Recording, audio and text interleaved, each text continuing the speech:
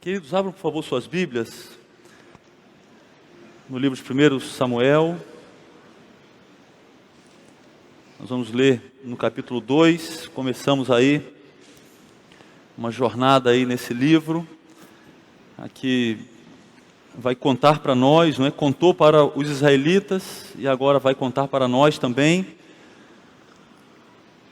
como que Deus estabeleceu a monarquia em Israel.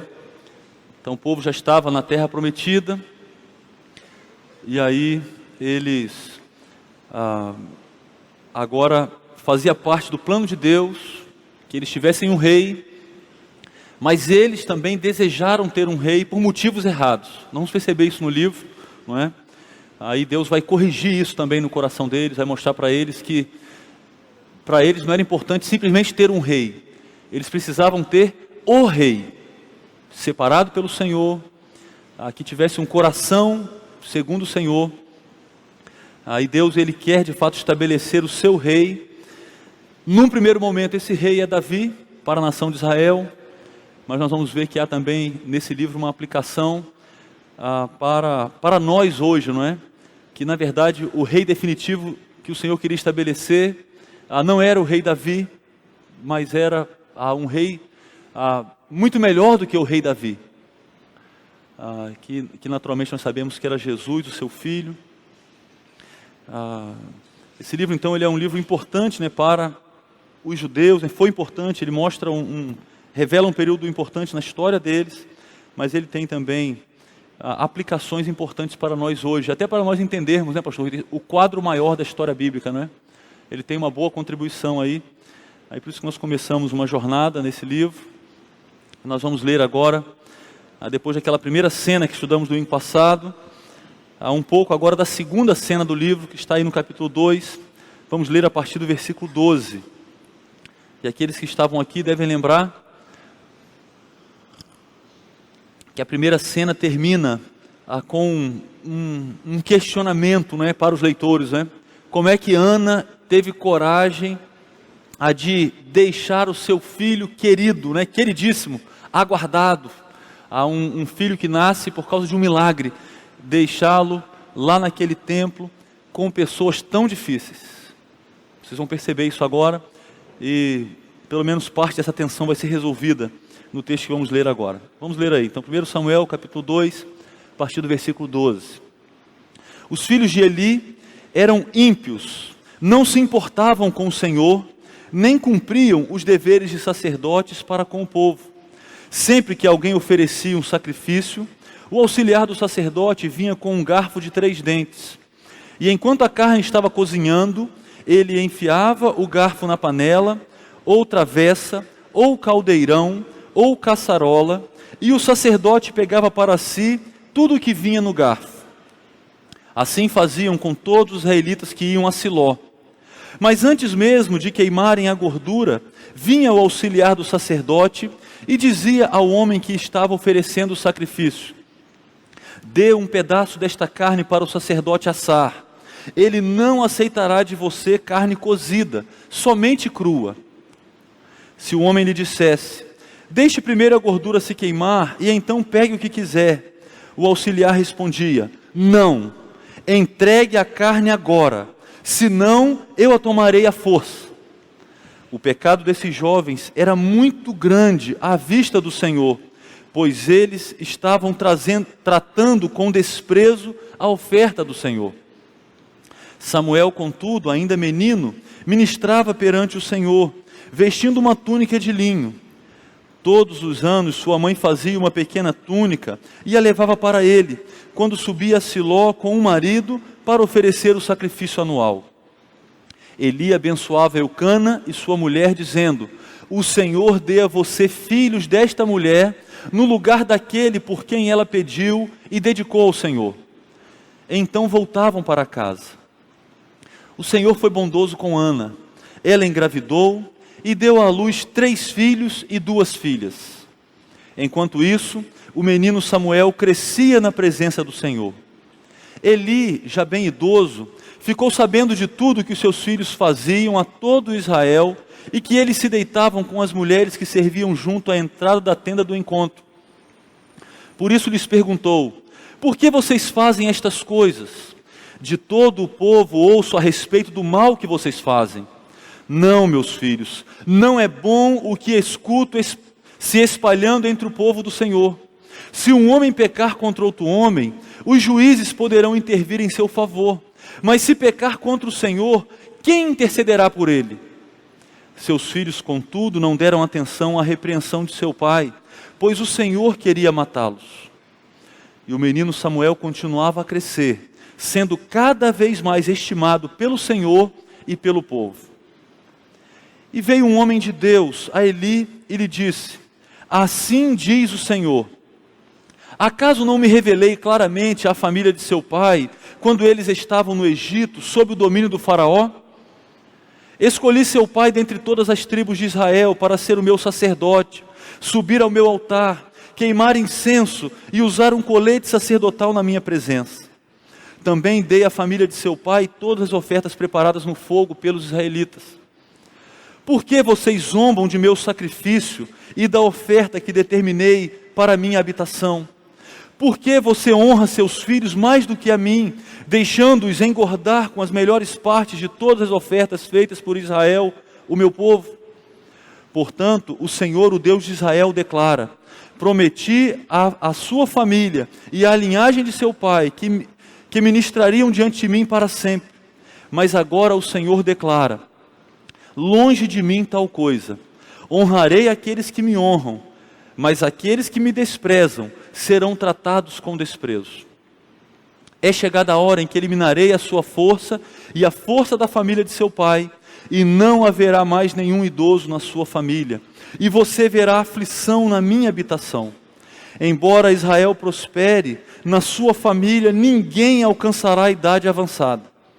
E todo descendente seu que eu não eliminar de meu altar, será poupado apenas para lhe consumir os olhos com lágrimas, e para lhe entristecer o coração, e todos os seus descendentes morrerão no vigor da vida. E o que acontecer a seus dois filhos, Ofni e Finéias, será um sinal para você: os dois morrerão no mesmo dia. Levantarei para mim um sacerdote fiel, que agirá de acordo com o meu coração e o meu pensamento. Edificarei firmemente a família dele, e ele ministrará sempre perante o meu rei ungido. Então todo o que restar da sua família virá e se prostrará perante ele, para obter uma moeda de prata e um pedaço de pão, e lhe implorará que o ponha em alguma função sacerdotal, para ter o que comer. Vamos orar mais uma vez? Senhor, diante da sua palavra, que é tão contundente, ó Deus, para nós, algumas vezes nos humilhando tanto, ó Deus, mas graças ao Senhor também nos consolando, porque ao nos humilhar, a tua palavra nos aponta o caminho da cruz, o caminho do teu Filho Jesus. Ó Deus, e é justamente isso que pedimos nessa manhã, que nesse texto que lemos, essa porção do Antigo Testamento com algumas palavras muito duras, que essa porção da sua palavra nos conduza ao teu Filho Jesus. Ó Deus, abra as nossas mentes para isso, ilumina-nos, ó Deus, com o teu Espírito, para que estudemos a tua palavra da maneira que agrada ao Senhor, e que saiamos daqui, ó Deus, impactados por ela, transformados por ela, e que o Senhor seja glorificado, que o seu nome seja exaltado, que o teu Filho, ó Deus, seja exaltado em nossas vidas, e seja mais amado por nós, que ele seja querido, que ele seja adorado. É a nossa oração em nome dele. Amém.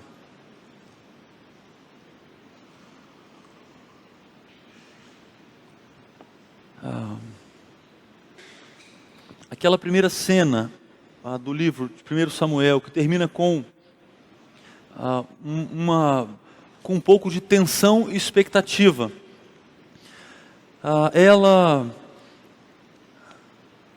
Ela avança à medida que o autor do livro, ele vai agora focar a nossa atenção na família que ocupa a função sacerdotal naquele lugar de adoração ali em Siló. Então agora, o foco no primeira cena, nós vimos semana passada, se você estava aqui, não é? Aqueles que estavam aqui, ou então aqueles que já conhecem o texto bíblico. A primeira cena do livro focou na família de Ana, na família de Eucana. E estava ali uma mulher estéril, uma mulher que não podia ter filhos, e ela numa condição de humilhação, ela clama a Deus, e o Senhor atende o seu pedido, e agora ela dedica o seu filho, aquele filho que foi uma resposta de oração, dedica-o para o Senhor, e ela termina fazendo um salmo, que vai ditar o ritmo do livro. O que nós lemos agora, é um acontecimento que está totalmente de acordo com aquele salmo de Ana. Talvez alguns já tenham percebido isso, porque ela fala naquele salmo que Deus ele vai abater os soberbos e ele vai exaltar aqueles que se humilham diante dele. E é exatamente o que acontece no texto que lemos agora. Então agora nós vamos olhar para uma outra família, agora nós vamos focar na família de Eli e os seus filhos Ofni e Finéias. E o texto ele começa falando da corrupção daqueles rapazes. Olha aí o versículo 12, aqueles rapazes eram ímpios, a versão antiga diz, filhos de Belial, viram aí? Filhos de Belial, eles não se importavam com o Senhor.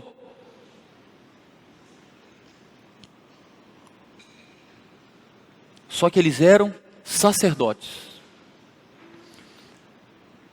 Se você quiser uma palavra moderna, né, para isso, né? Eles eram líderes religiosos. Então hoje eles seriam pastores ou padres, não é? Eles estão ligados com a religião de alguma maneira, diretamente ligados. Então os israelitas que queriam adorar ao Senhor por meio dos seus sacrifícios, eles iriam ter contato com quem? Com Ofni e Finéias, com os filhos de Eli, porque eles eram os sacerdotes naquele tempo. Muitas pessoas os conheciam, muitas pessoas tinham contato com eles. E eles falavam então na boca deles estava o nome de Deus, na boca deles estava a palavra de Deus, o trabalho deles, a ocupação deles, tinha a ver com Deus e com o que Deus estabeleceu. Mas o primeiro versículo que fala sobre eles, diz que eles eram filhos de Belial, eles eram homens ímpios, que lidavam com as coisas de Deus, mas eles não se importavam com Deus. Um comentário importante do narrador, descrevendo a fama daqueles rapazes, daqueles dois irmãos.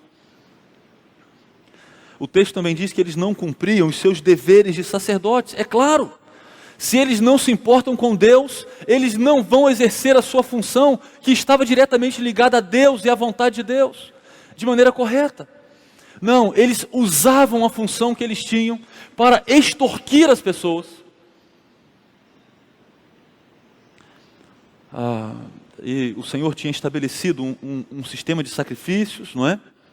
Que envolvia a morte de animais, que envolvia aqueles animais serem assados ou cozidos. Alguns deles eram totalmente queimados, não é? E dentro desse sistema de sacrifício, então talvez alguns, né, aqui são novos na fé, não é? O Senhor estabelece aquele sistema de sacrifícios, e dentro daquele sistema havia uma previsão para que os sacerdotes e os levitas, que eram os líderes religiosos, que eram aqueles que trabalhavam, tinham como a sua ocupação principal a lidar com essas ofertas. E eles representavam então o povo diante de Deus, porque essas ofertas não deveriam ser praticadas cada um na sua casa, não. Havia um local para que essas ofertas fossem entregues. E os sacerdotes e os levitas eram as pessoas que Deus escolheu, da tribo de Levi, para que eles trabalhassem então, oferecendo essas ofertas e cuidando desse local de adoração, não é? E para que eles tivessem sustento, havia uma previsão dentro desse sistema que Deus estabeleceu, para que eles tivessem comida, para eles e para os seus filhos. Só que eles não estavam livres para ter o seu sustento da maneira como eles bem entendessem. O Senhor tinha dito a maneira como eles teriam. E Ele tinha separado partes dos animais, algumas partes para eles. O Senhor tinha separado algumas ofertas para eles. O Senhor estabeleceu isso, e deveria ser assim. Mas aqueles rapazes, que não se importavam com o Senhor, eles praticavam a corrupção dentro do local de adoração do Senhor. A tal ponto de que adoradores comuns ficavam irritados com eles.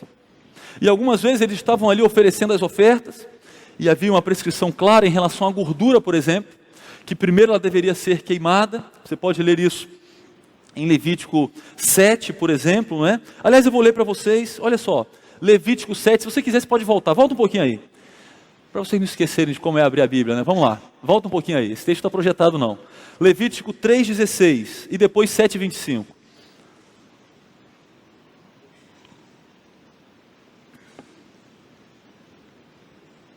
Veja se é confuso isso aqui que Deus estabeleceu.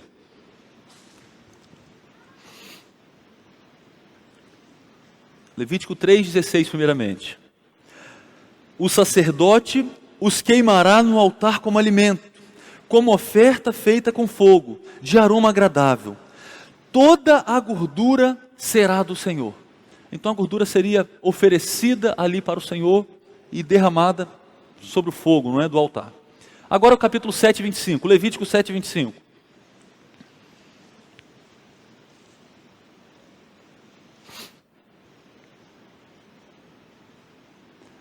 Quem comer a gordura de um animal, dedicado ao Senhor numa oferta preparada no fogo, será eliminado do meio do seu povo. Por quê? Porque a gordura dos animais oferecidos ao Senhor é do Senhor. E aí quando você volta lá para 1 Samuel no capítulo 2, você vai encontrar os adoradores comuns falando para eles, olha, não, espere primeiro a gordura ser queimada para que você tire a sua parte. E aí o que o ajudante do sacerdote dizia? Não, você vai me entregar esse pedaço de carne agora, ou então eu vou tomar ele à força da sua mão. Imagine só, Angélica, esse era o local de adoração. Nós reclamamos que tem muita corrupção no Brasil. Volte aí, não é? 3.000 anos, volte para uma igreja, não é uma igreja qualquer, não é? É a igreja, é o local de adoração no meio do povo que Deus se revelou, do povo. Só havia um povo para o qual Deus se revelou e deixou a sua palavra. É esse povo aqui. E ali estava a corrupção da parte de líderes religiosos, uma corrupção violenta até, não é? Violenta, com ameaças violentas. Queridos, aqueles filhos de Eli, Ofni e Finéias, eles não se importavam com o Senhor, por isso eles desprezavam também a oferta do Senhor. As coisas de Deus, para quem despreza Deus, são banais. A palavra de Deus, para quem despreza Deus, não é nada. Pode até estar na sua mão, mas ela pode ser simplesmente um instrumento de corrupção. Queridos, corrupção no meio religioso não é uma novidade do século 21, não foi uma invenção do século 21. Isso aqui é um texto, claro, um evento de corrupção no meio religioso. E alguns crentes ficam surpresos, não é? E ficam, às vezes, não é? Um parênteses breve aqui, não é? Alguns crentes ficam até chateados, porque outros crentes tentam abrir os seus olhos dizendo, querido, não siga, não vá atrás de qualquer um que fala de Deus. Porque nem todo mundo que fala de Deus e tem uma Bíblia na mão, de fato está apontando o caminho para Deus. Aqui é uma situação dessas, né? De corrupção. Pessoas ainda hoje usam o nome de Deus, a palavra de Deus, a igreja de Deus, para simplesmente praticarem extorsão.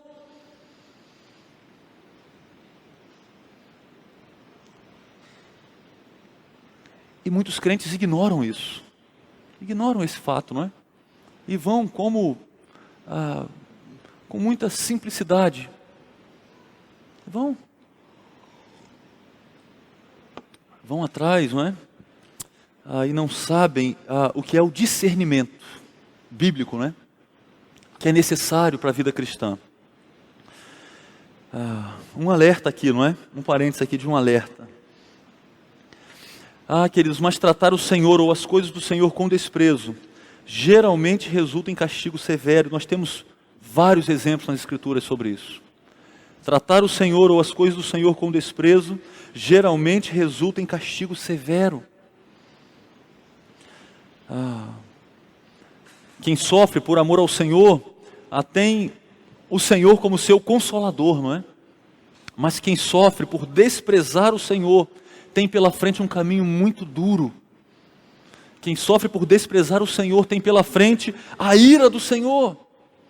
E como enfrentar um Deus irado? Olha o versículo 17. O pecado desses jovens era muito grande à vista de quem? Do Senhor. Então eles estavam fazendo, o plano deles estava dando certo, Mauro. Eles estavam sendo bem-sucedidos no que eles faziam, por anos. O texto, ele não está contando aqui uma situação que aconteceu, um dia eles fizeram isso, não. Eles passaram anos e mais anos, fazendo a mesma coisa, e estava dando certo. Muito bem-sucedidos, muito bem-sucedidos. E eu penso que eles faziam aquelas orações da corrupção também, não é? E agradeciam a Deus, estava dando certo, olha que beleza, né, que o povo está sacrificando. E eles estavam sendo bem-sucedidos. Mas o narrador diz o seguinte: o que eles estavam fazendo, aquele pecado, ele foi considerado muito grande à vista do Senhor. Embora eles estivessem prosperando a olhos humanos, embora os seus planos estivessem dando certo a olhos humanos, para Deus não estava dando certo. Eles estavam acumulando ira diante de Deus. Eles estavam revelando a sua perversidade diante de Deus. Era o que estava acontecendo. E aí tem um contraste, que é algo que você vai perceber direto no livro de Samuel. O autor do livro, ele vai usar esse recurso literário. Ele vai pegando porções, né, das narrativas, né, ele vai contando as narrativas, e ele vai comparando os personagens. Olha a comparação que ele faz agora com a gente. Ele vai comparar os filhos de Eli com quem? Olha aí o versículo 18. Quem que aparece aí? Samuel. Lembra da tensão do final da primeira cena? Puxa, mas como é que uma mãe deixou o seu filho querido lá no templo? Deixou com um propósito. Deus tinha um propósito ali. E agora há um contraste. Samuel, contudo, fazia o quê? Ministrava perante o Senhor. E ele vestia uma túnica de linho. Uma túnica preparada com muito carinho pela sua mãe, que a cada ano continuava indo ao templo para adoração, junto com Eucana, junto com seu esposo. A cada ano ela ia ali e ela levava uma túnica nova, porque o menino ia crescendo, né? Coisa de mãe mesmo, né? Um zelo aqui bonito, né? E ela fabricava aquela túnica e levava.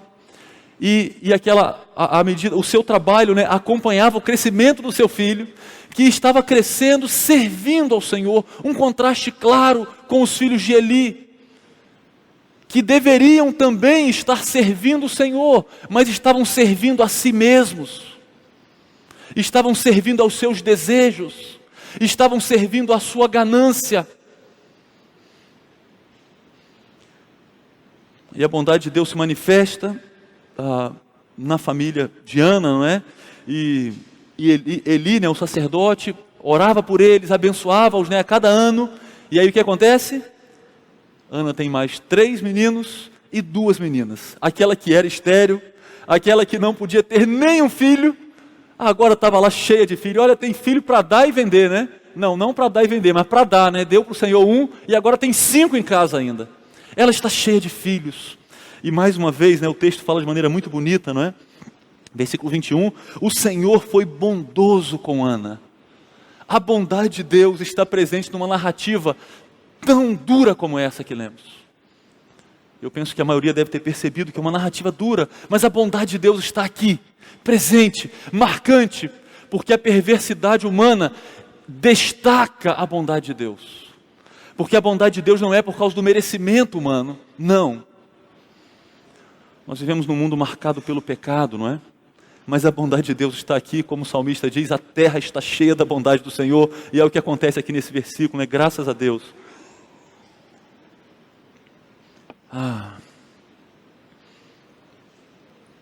Olha o final do verso 21, Perceba aí o recurso literário aí do narrador. Enquanto isso, o menino Samuel crescia na presença do Senhor. Então está lá, Ofni e Finéias de que maneira? Praticando a maldade, alimentando a ganância. E ao mesmo tempo, no mesmo local, onde uns usam o local de adoração para benefícios próprios, um outro, ainda pequeno, ele vai crescendo, mas num caminho diferente, com uma postura diferente. Ele cresce na presença do Senhor, lembrando que ele está na presença do Senhor de fato. E isso traz temor para ele, isso traz escolhas diferentes, isso gera resultados na sua vida. A bondade de Deus está presente na vida de Samuel. Quem deve ser adorado aqui não é Samuel, é Deus, que consegue preservar o filho de uma mulher que o dedica para o Senhor, embora aquele ambiente fosse muito ruim, um ambiente terrível. Deus consegue preservar aquele menino. E há um contraste aqui, que faz com que o pecado de Ofni e Finéias fique ainda mais destacado. Bom, na sequência do texto, Eli vai repreender os seus filhos, a partir do verso 22. E ele diz: meus filhos, olha, eu estou sabendo do que vocês estão fazendo, e não pense que aqui o texto está enfatizando que assim que ele soube do primeiro pecado dos seus filhos, ele correu e os corrigiu. Não foi assim. Nós entendemos pela narrativa que aqueles meninos, Ofni e Finéias, eles cada vez mais perversos, cada vez mais indiferentes. E sabe qual foi a postura de Eli? Também agiu com indiferença. Ele agiu com indiferença em relação ao pecado dos seus filhos. Mas chegou uma hora que ele foi falar com eles. Aqueles rapazes, além de usarem as ofertas para extorquirem as pessoas, eles também se prostituíam. Eles fazem com mulheres que ficavam ali no templo, eles fazem o que os povos que habitavam Canaã faziam. Eles não criam aqui também uma coisa diferente, nossa, que eles fazem. Eles simplesmente copiam o que já era feito, que Deus avisou que não poderia ser feito. Havia muita prostituição cultual, prostituição em nome da adoração. Isso acontecia em vários templos. E no Novo Testamento você vai encontrar isso ainda acontecendo em alguns lugares. E o que aqueles sacerdotes, que deveriam ser sacerdotes do Deus vivo, o que eles fazem? Eles praticam as mesmas coisas que os povos que não conheciam a Deus praticavam. E aí Eli fala: meus filhos, olha, eu estou ouvindo, e não é bom o que eu estou ouvindo sobre vocês. Por que vocês estão agindo assim? Não, meus filhos, olha, essa fama que vocês têm diante do povo não é boa. E aí ele argumenta com aqueles rapazes da seguinte maneira: se uma pessoa peca, no versículo 25, então veja bem, se uma pessoa peca contra outra, ela vai ter Deus como seu intermediário. Era assim em Israel, não é? Então acontecia um problema entre dois israelitas, eles iriam recorrer ao líder religioso, que iria recorrer à lei do Senhor. Então Deus iria julgar entre esses dois. Mas ele diz o seguinte: meus filhos, mas quando você vai contra Deus, quando você peca contra Deus, quem vai intermediar essa causa? Quando você peca contra uma pessoa, Deus será o juiz. E quando você peca contra o juiz, o que acontece? Cadê o doutor aqui? Quando o indivíduo está lá na audiência e ele vai e ofende o juiz. Meu amigo, acabou. Ele pode ser preso naquela hora. É o que Eli está falando para os seus filhos. Meus filhos, o que vocês estão fazendo é muito grave. Sabe qual foi a reação daqueles rapazes? Papai, sai daqui. O senhor está muito velho. Para com isso, que papo chato é esse? Nós estamos aqui, está dando certo o que a gente está fazendo, nós estamos aqui já há tantos anos. Para com isso. Deixa a gente. Aqueles rapazes não ouvem o seu pai, eles não mudam de postura, pelo contrário, eles demonstram ainda mais perversidade. E aí, pastor Ruiter, para explicar um pouquinho porque o apóstolo Paulo crê na soberania de Deus como ele crê, não é? O final do verso 25, olha aí. Seus filhos, contudo, não deram atenção à repreensão de seu pai, pois o Senhor queria matá-los. O que é isso que o narrador está escrevendo aqui? Que esses fatos, eles não estão fugindo à soberania de Deus. Deus havia entregue aqueles rapazes para fazerem, sabe o quê? Aquilo que eles queriam. E eu lembrei aqui de Romanos 1,18. Aliás, você pode lembrar de todo o capítulo 1 de Romanos. Deus falou assim, bom, esses rapazes, eu vou executar o meu plano à medida que eles fazem o que eles querem. E o Senhor entregou aqueles rapazes a seu próprio pecado. De maneiras que a palavra do Pai não fazia diferença para eles. Se viesse um amigo e falasse, não iria fazer diferença. Porque aqueles rapazes estavam entregues aos seus desejos pecaminosos. Aqueles rapazes estavam entregues à sua perversão. E assim o contraste dos filhos de Eli com Samuel fica mais visível. Olha o versículo 26, mais uma inserção do narrador. O menino Samuel continuava a crescer, sendo cada vez mais estimado pelo Senhor e pelo povo. E eu penso que há aqui um contraste, não é? Porque a fama de Ofni e Finéias atinge o povo todo. Uma fama ruim, um exemplo ruim. Enquanto isso, o Senhor preserva um menino. E o Senhor trabalha no coração de um menino. E esse menino é um instrumento nas mãos dele. A ponto do Senhor se agradar cada vez mais dele. E também o povo vai conhecendo a fama de Samuel. E há um contraste na cabeça das pessoas. Puxa, lá em Siló tem os filhos de Eli, mas também tem Samuel. Há um contraste. E o Senhor está preparando aqui uma cena para uma substituição, exatamente como Ana cantou no seu salmo, que Deus faz isso. Ele rejeita o perverso, ele humilha o perverso, e ele exalta aquele que se humilha diante dele. Aliás, um versículo que está aí na projeção, nós já lembramos dele aqui algumas vezes, Provérbios 29:1. Vamos ler juntos esse verso? Está lá no fim, Fabiana. Não está aí? Vamos juntos? Quem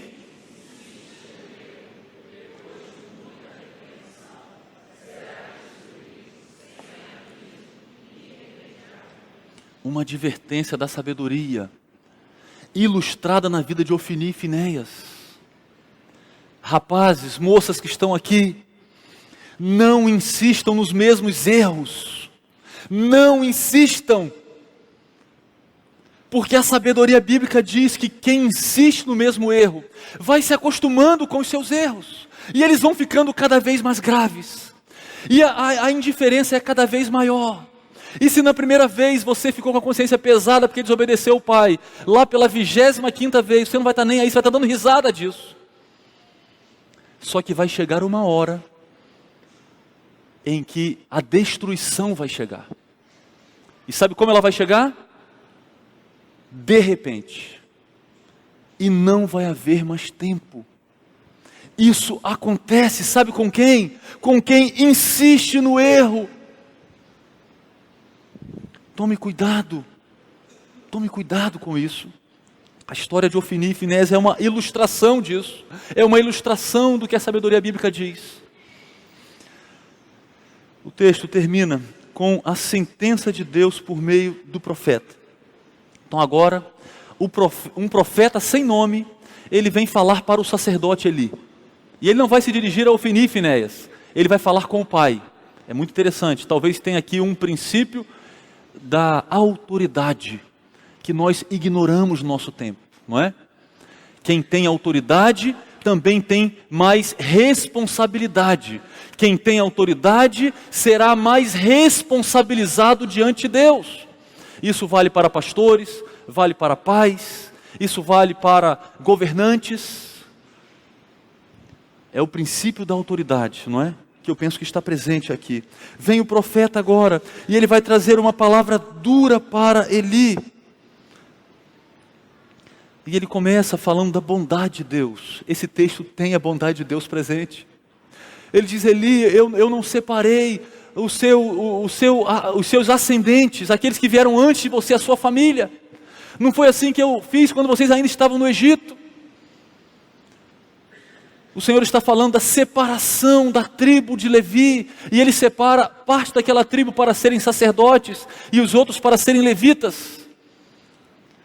E como eu já falei aqui, havia uma provisão de Deus. Eles não teriam uma porção de terra em Israel, não teriam em Canaã, mas eles tinham cidades separadas para eles, e eles tinham uma previsão bondosa de Deus, uma provisão de Deus para eles, para que eles fossem sustentados, e tudo isso falava da bondade de Deus. O profeta primeiro faz com que Eli lembre da bondade de Deus na vida dele, e na vida dos seus filhos também. Queridos, o nosso pecado acima de tudo, sabe o que ele é? Ele é ingratidão para um Deus bondoso. O pecado dos nossos filhos contra nós, pais, é ingratidão. À medida que você se dedica para eles, não é? E aí você se dedica, aí você foi lá, preparou a comida, aí o filho vai e reclama da comida. Fala, mas essa comida aqui é um lixo. O que é isso?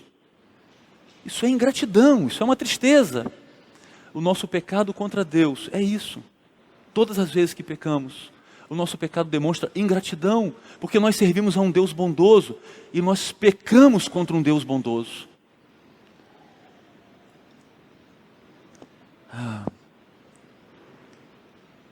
A bondade então revelada de Deus por meio dos seus atos generosos é um motivo para a nossa fidelidade.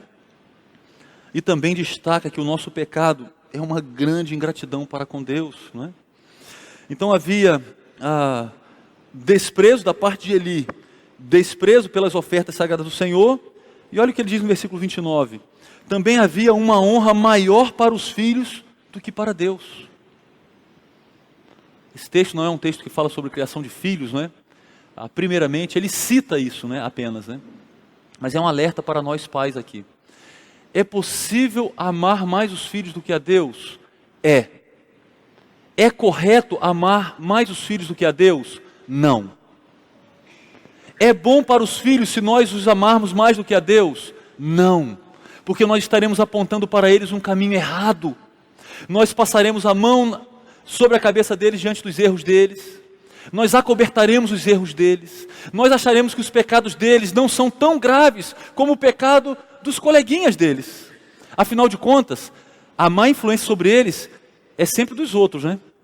Não é assim que a gente pensa? Só que nem sempre nós estamos certos, não, pensando assim. Aliás, é muito fácil errar pensando assim. Partir da premissa de que nossos filhos acertaram e todos os outros erraram, não é? Eli cometeu esse erro. Aí o Senhor o repreendeu por isso, né? Parece que Eli, algo grave aqui, que ele também se beneficiava do roubo dos filhos. Queridos, isso aqui é um perigo, não é?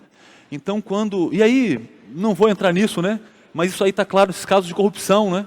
E você vê, eu não sei se você conseguiu achar, eu não consegui achar nenhum caso que eu pude ler um pouquinho mais de corrupção, que não envolvesse a família.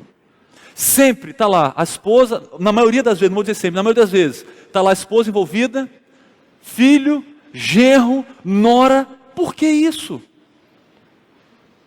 É claro, você tem um benefício, não é?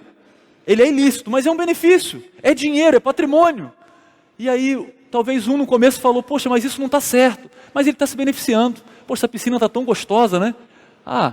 Eu não quero nem saber de onde veio esse dinheiro, não. Essa comida está tão gostosa, esse restaurante maravilhoso, essa viagem maravilhosa. Eu não quero nem saber de onde veio esse dinheiro. E aí sabe o que acontece? As pessoas fecham os olhos para o pecado e acham que o pecado é tolerável. Sabe por quê? Porque estão se beneficiando dele de alguma maneira. Mesmo que não sejam aqueles que estão lá na linha de frente, praticando a corrupção, estão se beneficiando. E Deus não aprova isso. Ele não aprovou isso aqui. Ele não passou ileso. Nós entendemos pela narrativa que ele não praticava aquela extorsão de ir lá e pegar. Ele não fazia isso. Mas os seus filhos faziam. E parece que ele comia daquela carne. E isso fez com que ele olhasse para aquele pecado de maneira mais branda. Um perigo, um grande perigo. Um grave perigo aqui, não é? Um caráter sendo comprometido por causa de benefícios que vêm.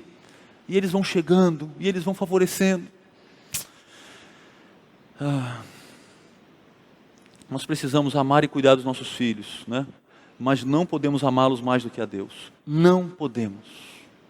Por isso que quando os nossos filhos pecam contra Deus, nós devemos falar para eles que a nossa correção para eles está diretamente ligada ao nosso amor a Deus. Meu filho, eu amo a Deus e eu vou te disciplinar. Eu amo a você também. Eu amo a você também. Mas se eu amasse só a você e não amasse a Deus, muito provavelmente eu não ia te disciplinar. Mas eu amo a Deus e Deus me dá uma ordem. Queridos, caminhando aqui já para o fim, não é? Essa profecia, ela foi muito dura para Eli. A família de Eli enfrentaria as graves consequências do pecado. Deus iria levantar um sacerdote fiel. Esse sacerdote vai andar diante do ungido. Mais uma vez aquele termo ungido aparece aqui, não é? Apontando para o rei que Deus vai escolher. Mas não pense que esse sacerdote é Samuel. Não é. O Senhor aqui, Ele está fazendo uma transição. E Samuel agora ele vai dominar a cena sim. Ele será o último juiz de Israel. Mas essa profecia aqui aponta para um futuro um pouco mais distante. Essa profecia aponta para o que está lá em 1 Reis 2, 26 e 27. Essa profecia aponta para o que vai acontecer em 1 Samuel, no capítulo 22, quando Saul vai matar os sacerdotes, vários sacerdotes, dezenas de sacerdotes. Sabem quem são eles? Da família de Eli. A palavra de Deus não vai cair por terra. Uma profecia dura, que incluía a morte dos descendentes, que incluía a morte de jovens, que incluía uma vida de extrema pobreza, e que por fim incluía a substituição de uma família. Então esse texto aqui, muito provavelmente ele está apontando para Zadok, que já fora agora do livro de Samuel, né, que está lá em 1 Reis, no capítulo 2, uma substituição que Salomão faz. E aí essa profecia então termina de ser cumprida, não é? E o que vai acontecer com Ofni e Finéias? Eles morrerão no mesmo dia, e isso será um sinal para Eli. E daqui a pouco nós vamos ler isso, nas próximas semanas, não é? Vamos ler sobre isso, não é? Sobre a morte deles.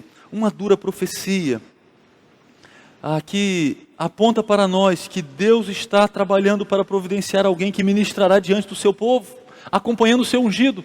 Há corrupção no tabernáculo do Senhor, no templo do Senhor, há corrupção, mas Deus não perdeu o controle da situação. O Senhor está trabalhando, e agora ventos de mudança estão chegando. Eu queria destacar o verso 35, que ele diz: levantarei para mim um sacerdote fiel, que agirá de acordo com o meu coração e o meu pensamento.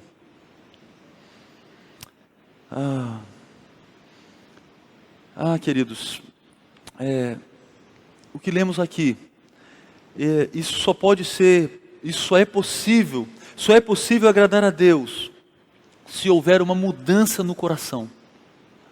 Então não posso, agora finalizando, né, pensando no que esse texto nos ensina, de maneira muito direta, não é? Eu não posso deixar de falar que esse texto aponta para nós a necessidade que temos de Jesus. Quem aqui é capaz de criar um filho que tem um coração que agrada a Deus? Sem Jesus. Quem aqui é capaz de fazer isso? Quem aqui é capaz de ter um coração que agrada a Deus sem Jesus? Queridos, Samuel também não era esse. Samuel, ele precisava de Jesus também. Samuel precisou da intervenção de Deus no seu coração. Ofni e Finéias não tinham esse coração, e por isso o Senhor estava os destituindo. E aí nós aprendemos, primeiramente, que o Senhor não tolera aqueles que colocam seus próprios desejos egoístas acima da honra devida a Ele. E que desse modo eles respeitam sua autoridade como rei, porque Ele é o rei. Ofni e Finéias desprezavam a autoridade do Senhor como rei, um rei santo. Israel, então, que eram os primeiros leitores desse livro, né? Eles não precisavam de um rei, de líderes religiosos que agem do seu jeito. A nação precisava de um líder que os conduzirá de maneira santa no relacionamento com o Deus Santo. Não servia qualquer um. É o que o texto está falando para eles primeiramente. Mas eles achavam que servia qualquer um. E nós vamos ver na sequência do livro que de fato eles vão escolher qualquer um. Não serve qualquer um fazendo de qualquer jeito, não serve. E para nós hoje? Queridos, praticar a religião evangélica não é suficiente, não é? Eu escrevi aqui religião entre aspas, não é? Não é suficiente ser um religioso, lidar com as coisas do Senhor sem ter um relacionamento com o Rei, que é também o nosso supremo sacerdote. Não adianta. Se você lida com as coisas de Deus, se você vem na igreja, se você vai ao culto, se você fala de Deus, mas se você não tem um relacionamento com o Filho de Deus, que é o nosso sumo sacerdote, nada disso adianta. A hipocrisia, ela pode até enganar as pessoas, mas ela provoca a ira de Deus. Então por isso que a gente não quer de maneira nenhuma trilhar o caminho da hipocrisia, e também nós não queremos encorajar outros a trilharem esse caminho. E sabe o que é isso, de maneira bem prática? É ensinar as pessoas o jeito certo de falar, a roupa certa de usar, o jeito certo de carregar a Bíblia, a maneira certa de impressionar as pessoas. Não, nós não queremos propor isso aqui na igreja.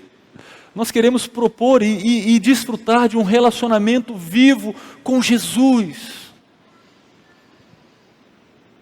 É isso que nós precisamos, queridos, e que você precisa também.